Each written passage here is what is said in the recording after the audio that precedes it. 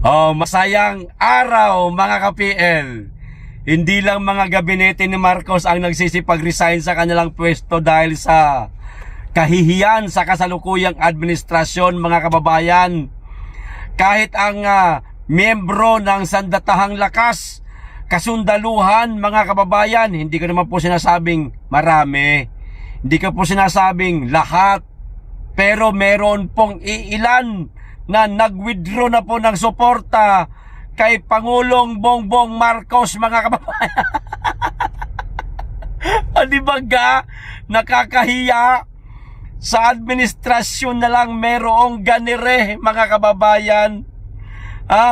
Sa nagdaang mga administrasyon, kung hindi ako nagkakamali, lalong-lalo na kay Pangulong Duterte, wala ni isa mang mga miyembro ng kasundaluhan ang naglabas ng kanilang pahayag mga kababayan na ayoko na ayoko nang sumuporta sa presidente kasi bangag. Walang ganon kay Pangulong Duterte, pero kay Bongbong Marcos mga kababayan, kung totoo man etong kumakalat ngayon na balita, nako, eto ho mga kababayan, membro po ng AFP itong nagngangalan na si Colonel O.D.A. Monggao mga kababayan, naglabas na po ng kanyang pahayag na nag-withdraw na di umano siya ng kanyang suporta kay Pangulong Ferdinand Marcos Jr. mga kababayan. Sino kaya ang susunod na mga miyembro ng kasundaluhan ang maglabas ng ganitong pahayag? Palagay ko yung mga matatapang lang talaga siguro. Katulad nitong isang miyembro ng kasundaluhan na nag-withdraw na nga ng suporta kay Pangulong Marcos. Kung di ako nagkakamali, isa itong Muslim.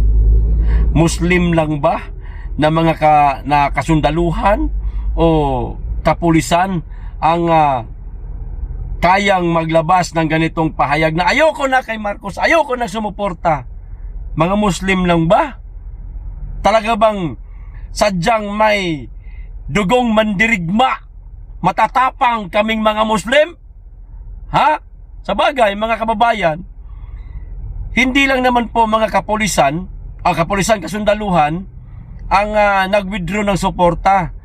Nung mga nakarang taon 2025, marami nga mga pulis ang nagsipag-resign na lang, pero wala silang sinasabi na withdrawal of support sila kay Marcos, pero nag-resign sa pagkapulis, umalis sa pagkapulis dahil siguro lang hindi na nila nagugustuhan ang pamumuno, lalong-lalo na itong administrasyon. O ito po, basahin natin ang sinabi nitong isang sundalo. Palagay ko lehitimo ito mga kababayan, kasi ipinost po ito ni ni General Pocis. Ayun General Pocis, General Romeo Pocis, noong inaresto nung isang araw lang. Hindi niya po siguro ito ipopost kung hindi ito lehitimo at hindi niya po ni-research, pinagtanong-tanong kung legit ito. Ipinost niya na. So legit siguro ito mga kababayan. O ito po, ang sabi, ipakita ko muna sa inyo itsura nitong matapang na sundalo. Merong prinsipyo, merong tunay na pagmamahal sa bayan, hindi katulad ng iba dyan. Tahimik, duwag, takot, mawalaan ng bahaw yung kanilang kaldero. Bahaw lang naman talaga, kasi parang bahaw lang ang pinapakain ng ating presidente sa ating mga kasundaluhan. Ginagawa nga lang minsan tuta yung mga yan kawawa, nagsipag-aral ilang taon tapos ganyan lang, gagawin lang aso ng mga politiko. O yan yung itsura, ayan, ng sundalo na nag-withdraw na ng suporta kay Marcos. O AFP Colonel publicly withdraws support from President Marcos, maliwanag. O ito yung mismo sinabi niya. Assalamualaikum warahmatullahi ta'ala wa barakatuh. May the peace, blessings and mercy of God be upon us all. Effective today, February 9 January 2026 ay Colonel Odi A. Munggao na merong ano siya mga kababayan, na meron siyang serial number yata ito 0-1093 Infantry MNSA Philippine Army. Itong PA Philippine Army ho yan, is withdrawing my personal support to our President and Commander-in-Chief Ferdinand Bongbong Marcos Jr. Naku po, patalagang padiin Jr. Yan, kita nyo na oh. Ferdinand Bongbong Marcos Jr. Ito na, sinabi niya, malupit. Sobra na! Tama na. The Filipino people is worth fighting for. Mabuhay. Kita nyo na mga kababayan. Buti pa itong kapatid na Muslim na isang sundalo naglakas ng loob, buo ang tapang na maglabas ng kanyang pahayag na ayoko na, tama na, sobra na, ayoko nang suportahan si Pangulong Marcos. Pero yung nasa higher rank, yung mga general, wala akong binabanggit na pangalan ha. Tandaan nyo, wala akong binabanggit na pangalan. Yung mga general na mga nakakadaupang palad nila, mga nakakasama nila, mga ipinapatawag nila, hindi ho kayang gawin to. Mga kababayan, hindi natin malaman sa anong kadahilanan bakit hindi nila ito kayang gawin. Maaaring meron sila mga personal na interes, no, na maaaring hindi na nila makamtan, hindi na nila makuha oras na nag-withdraw sila ng suporta kay President Bongbong Marcos. Personal na interest na lang yan. Ha? Kung ano man yon, sila na lang ho nakakaalam. Pero isa lang masasabi ko, duwag sila pagdating sa ganitong mga pahayag mga kababayan. Hindi ho nila kayang gawin to. Sir Colonel Odi A. Munggao, saludo po ako sa katapangan mo, sir. Ito ang tunay na tapang. Ang tapang kasi hindi sa pakikipagdigma lamang kundi pagpapahayag ng inyong saloobin. Lalong-lalo na presidente pati ang tila binangga niya. 'Di ba? Hindi naman vice presidente, hindi naman mga senador, kundi presidente talaga mismo ang binangga niya. Binangga niya to ikaw ba naman sabihin mo ayoko na suportahan yung mama niyan? Tama na, sobra na. The Filipino people is worth fighting for. Yan, mabigat yan mga kababayan. Ang tanong, sino kaya ang susunod? Iilan pa kaya na mga kasundaluhan ang maglabas ng ganiring mga pahayag mga kababayan? Meron kaya silang lakas ng loob? O mga duwag sila? Di ba? Nagtatanong lang po. Mga duwag sila pagdating sa ganitong mga pahayag mga kababayan. Ang pagkikipaglaban naman kasi para sa akin, hindi lang ang pagkikipaglaban sa mga kumakalaban sa ating bansa, mga kumakalaban sa gobyerno. Hindi lang yun ang pagkikipaglaban, no, para sa bayan at lalong-lalo na sa kaban ng bayan ay higit na mas mahalaga kaysa pakikipaglaban, pakikipagdigma sa kung sino mang mga bansa ang nagnanais na digmain tayo. Ito ang nakikita kong tunay na laban. Kasi kung magkikipagdigma tayo, wala talaga tayong kaya. Wala tayo mga mabibigat na mga kagamitang pangdigma para ipantapat natin sa mga bansang nais tayong digmain. Pero ito ang tunay na digma mga kababayan, pakikipagdigma, pakikipaglaban. Inang bayan ang kanyang pinoprotektahan, ang kanyang ipinaglalaban, at kaban ng bayan, higit sa lahat tayong mga kababayan niya.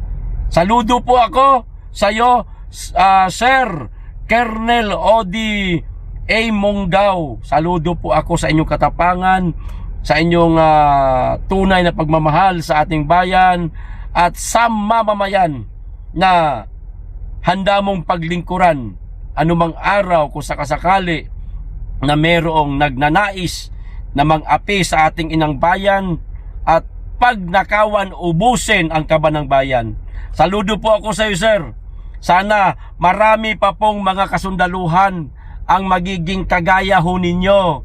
Maglakas loob na magsabi na magwi-withdraw na sila na kanilang suporta kasi hodang ang magiging kapalit ay ang kanilang karir o ang kanilang serbisyo. Siyempre kung wala na trabaho, halimbawa tatanggalin pag-iinitan, mawawala na po ng sweldo, baka hindi pa po bigyan ng mga benepisyo. Tunay na pagkikipaglaban. Hayaan nyo po, sir, kung mangyari man sa inyo yan, yung ganyang mga posibleng mangyari na tanggalan kayo ng mga benepisyo, hindi lang naman po siya magiging presidente ng Pilipinas. Marami pa po ang magiging presidente ng Pilipinas na maaaring makapagbibigay po sa inyo ng kaunting tulong, lalong-lalo na pag si Inday Sara na ang naging presidente. Di po ba? Malay lang naman natin, baka mayroong maibibigay na maganda ang ating pangalawang Pangulo sa kanya, mga kababayan. Okay, sir, uulitin ko po. Saludo po ako sa inyong katapangan. Maraming salamat po sa pagmamahal nyo po sa ating inang bayan. Pagmamahal nyo po sa kaban ng bayan, sa mga mamamayan. At hindi nyo na minamahal ang ang presidente. Hindi nyo na sinusuportahan. Ayos! Ito pa isang balita, mga kababayan. Pumalag po, mga kababayan, si Auntie Claire kay Den Chase, na etong si Den Chase, kung hindi ako nagkakamali, sandali na hindi ko pa ma-open tong nawala na yata ako ng connection, wala na yata akong data. Patay tayo dyan, no? Etong si Den Chase, mga kababayan, ako po, nawalan pa yata ako ng connection. Ito na, mahina lang talaga. Ito na, pasensya na po Etong si Den Chase kasi, noong mga nakaraang taon, Desyembre o Nobyembre yata yun, meron siyang mga sinabi na ito di umanong si Bongbong Marcos, no? At saka yung kanyang may bahay na si Lisa, di umano nakikipag-chok-chakan, mga kababayan. Ayusin ko lang nakikipag-chok-chakan, at di umano etong si Bongbong Marcos naluvey, mga kababayan. Naluvey. Malaki nga daw, hindi nga daw niya kaya, masyadong malaki daw Masyado na, sige lilinawin ko. Masyado daw malaki ang nuts para ipasok sa kanyang wet packs. So sa madaling salita, parang pinapalabas nitong si Den Chase, mga kababayan, na si Mr. President ganon. Sinong matinong lalaking magpapasaksak ng nuts sa kanyang wet packs? Kung straight lalaki siya, kung tunay siyang lalaki, di ba kayo wala? Lalaking itsura tapos nagpapasaksak ka ng talong dyan sa wet packs mo, ano ka? Dalawa lang yan, pwedeng dalawa ang gusto mo sa buhay, nuts at saka latfy.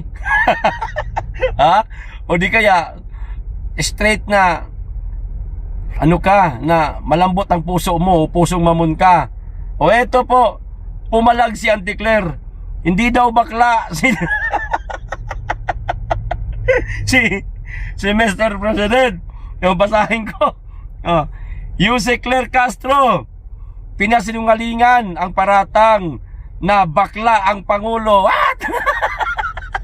Ano tawag doon, Auntie Claire? Meron daw video di ba? Kita pa nga yung Ina Magenta yung ganire.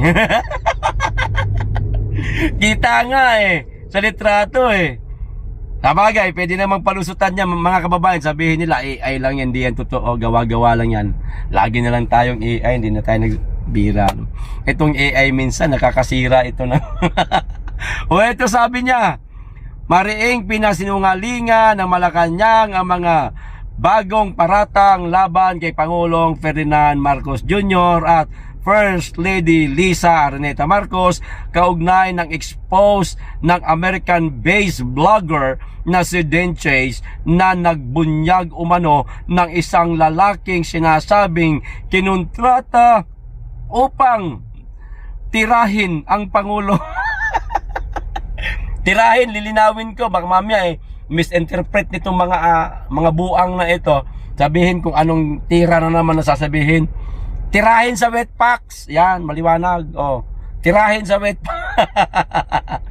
Ayon kay Palace Press Officer Claire Castro, malinaw na walang ebidensya ang mga aligasyong kumakalat online at bahagi lamang ito ng sinasadyang panirira sa Pangulo at sa unang ginang.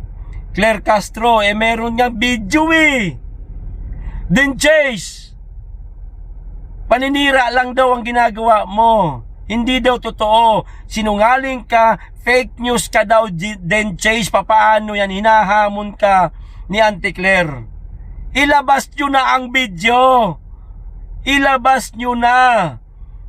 Pinagsabihan na kayong fake news. Pinagsabihan na kayong hindi totoo. Sinungaling, mawawala ang inyong credibility pagdating sa vlogging kung hindi ninyo tatapatan itong sinasabi ni Claring. Ano ba sabi ni Claring? Fake news daw kayo, hindi daw totoo, paninira lang daw yan. Ala, hinahamon kayo. Ilabas nyo na yung video para wag mawala ang inyong kredibilidad. Sinisira ni Auntie Claire ang inyong kredibilidad. Papayag kayo na sirain ng isang asong ulol kung maituturing itong babaeng ito ng ating mga kababayan. Yan ang turing sa kanya ng ating mga kababayan Asong julol na daw yung babae na yan papayag kayo na sirain ang inyong kredibilidad na ako mismo, Den Chase, sir, mas naniniwala ako sa mga sinasabi mo dahil hindi ka makapangyarihang tao. Simpleng mamamayan ka lang rin. Nga lang, nasa Amerika ka. Pero naglakas loob ka na isiwalat yung mga nalalaman mo. Ang tapang mo. Nilabas mo sa social media, sinabi mo sa social media ang mga nalalaman mo. Kaya naniniwala ako sa iyo. Dahil talagang ginamit mo ng wasto yung tapang mo para sa pagsisiwalat ng katotohanan. Ilabas nyo na ang video.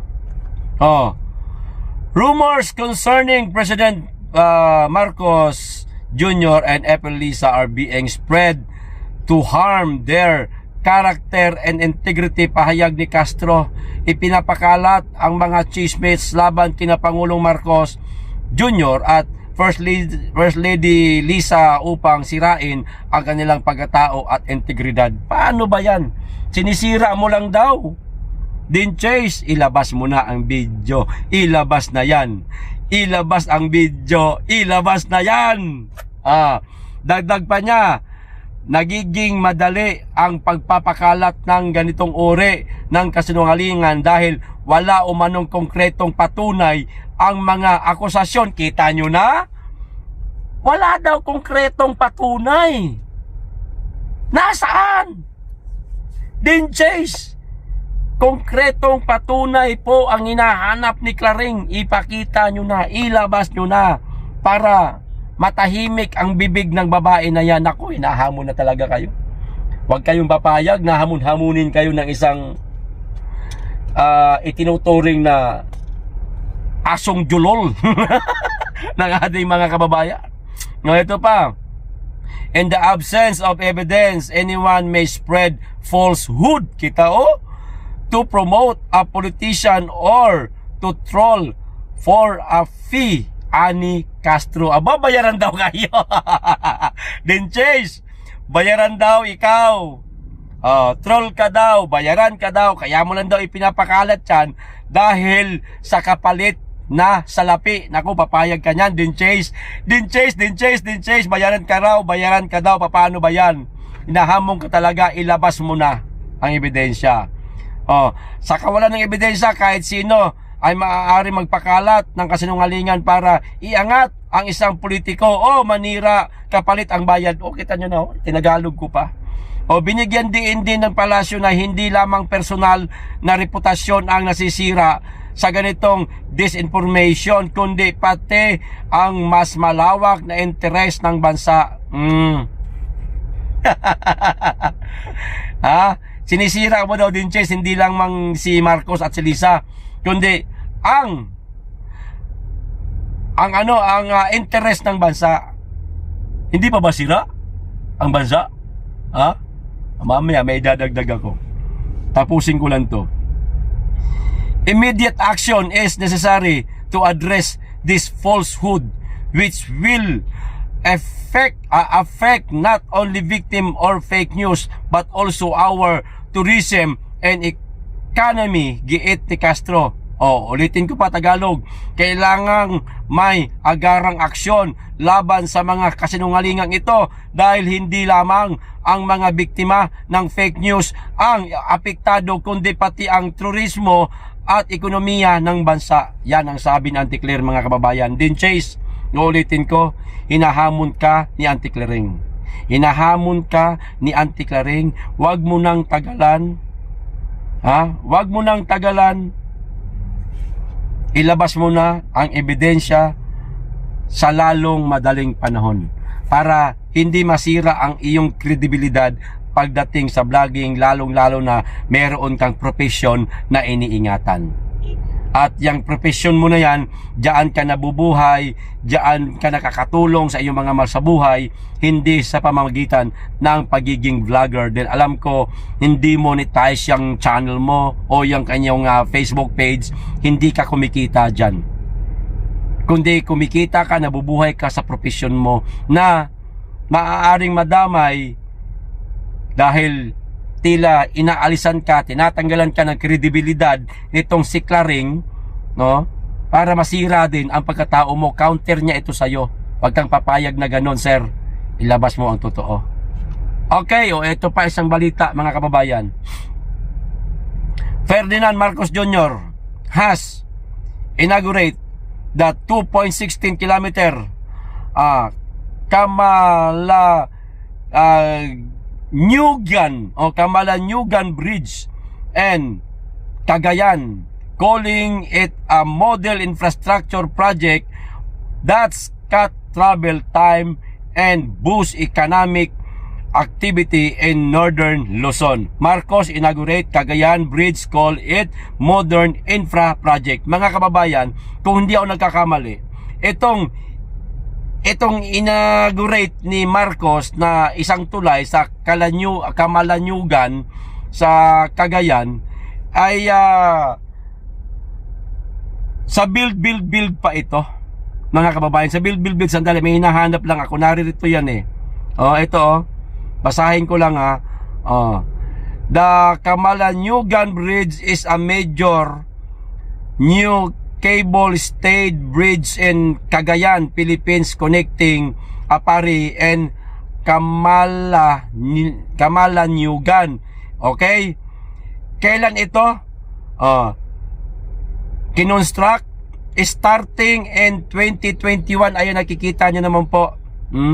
At ito pa, mga kababayan, 2021 yan sinimulang ipagawa.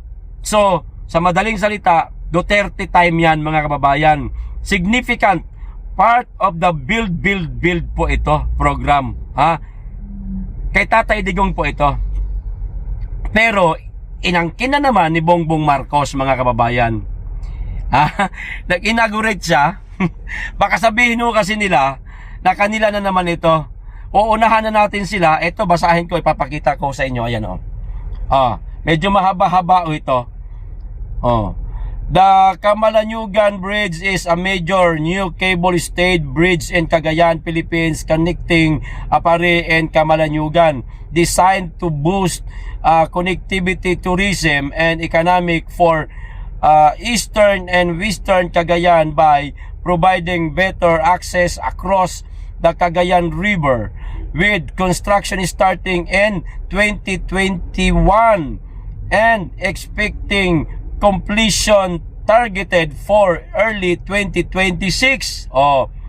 After some delays, praise for its modern design and engineering. Yan, nakikita nyo sa baba, yan may arrow, nilagyan ko ng arrow. Hindi natin babasahin masyado lahat ito dahil nabasa ko naman po yung iba nito, mga kababayan, kung ilang kilometro, kung saang lugar ito parte. Pero dito po tayo diretso sa baba. Ayan nakikita ho ninyo. Significance, mga kababayan, significance, basahin natin yan. Part of the Build program. It aims to improve connectivity, reduce travel time, and spur economic growth in the region, mga kababayan. Maliwanag? Duterte pa po ito. Tila aangkinin na naman yata ni Marcos, mga kababayan. Kita nyo na? Kita nyo na? Lilinawin namin sa mga loyalista, mga supporters ni Marcos, hindi po kanya ito kay Pangulong Duterte po yan. Duterte legacy eka nga. Baka angkinin nyo, hindi po yan sa kanya. Duterte. Okay? Huwag nyong aangkinin yan. Ang pondo niyan kumpleto na. Bago yan bago nagtapos ang termino ng dating Pangulong Duterte. Naitayo na yan, nasimulan niya noong 2021 at di umano'y magtatapos early 2026 at yun ang nangyari. Anong buwan pa lang, January, tapos na siya. Kasi ang budget intact na riyan, hindi po napakialaman. So, Duterte po ito. Duterte itong Kamalanyugan Cagayan Bridge. Hindi po ito kay Marcos. May binasa po tayo, may pinakita po ako. Okay? Baka kasi ang kinina naman nila ito sabihin nila, amin yan. Napakagaling nila dyan, mga kababayan Dahil sa walang naipagawa si Marcos na sarili niyang proyekto, mga kababayan. Lakas mo mag-asar, PL. Visit ka talaga. Dahil wala sa naipagawa ng mga proyekto, ang proyekto ng dating Pangulong Duterte, inaugurate niya. Para sabihin nga naman ng mga kababayan nating walang alam, hindi nalalaman, kanya. May nagawa naman pala Binubudo lang kayo, hindi sa kanya yan. Abangan nyo po, mga kababayan, mamaya, isa pang video gagawa pa po ako. Meron yatang utang ang Pilipinas. Pilipinas, ang gobyerno ni Marcos, administrasyon ni Marcos, sa kumpanyang Toyota at saka sa Mitsubishi. Mamaya, abangan nyo po, ilalabas ko po yan. Ang nagsiwalat ho niyan, si Win Gatchalian ba ito? Si Senador Win Gatchalian. Yan. Ito yung tinatawag na ghost incentives. Yan. Na maaaring insentibo o insentiba nila ito sa mga USEC, ASEC, secretary, sasakyan. Ghost incentives, ibig sabihin patago ang pagbibigay nito. Parang ganun. Ghost nga parang ghost project lang yan. So, kung merong ghost project, meron ding ghost incentives. Para hindi nga naman sila masyadong mapagalitan ng ating mga kababayan. Nagbibigay kayo ng ghost incentives. Ang dami nagugutom ng mga kababayan. Yung ganun. So, tinatawag nila itong ghost incentives.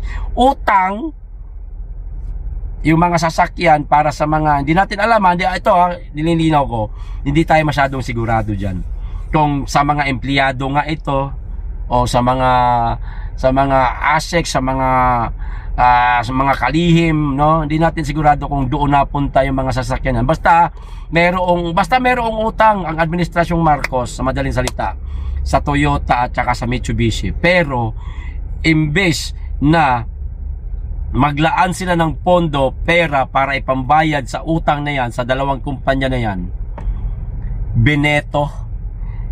na-veto ho, mga kababayan, sa madaling salita, walang natatanggap na kabayaran itong dalawang kumpanya. Di bagay nakakahiya? Mga foreign investor yan. Di ba?